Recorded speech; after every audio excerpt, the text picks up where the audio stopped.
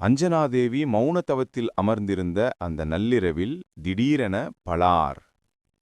வீட்டின் கதவு உடைந்து சிதறியது. இதயமே நின்றுவிடும் அளவுக்கு பயங்கரமாக ஒரு பூதம் உள்ளே நுழைந்தது.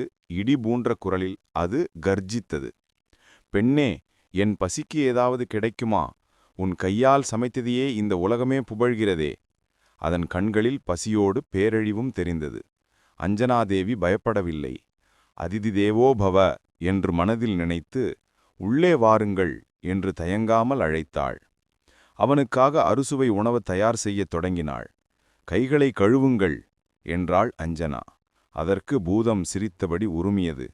நான் கைகளை கழுவி சாப்பிடுவதில்லை. நான் மனிதரல்ல. அகந்தையின் உச்சியில் நின்றது அந்த அரக்கன். அவன் நடந்து சென்ற இடமெல்லாம் அழிவு. சிவபெருமானுக்காக வைக்கப்பட்ட பீடத்தை முழங்காலால் அழுத்தி நசுக்கி அதன் மேல் அமர்ந்தான் அந்த பேய். உணவு பரிமாறு என்று கத்தினான். தாமதம் செய்தால் உன்னை விடமாட்டேன். அஞ்சனாதேவி நடுங்கினாள்.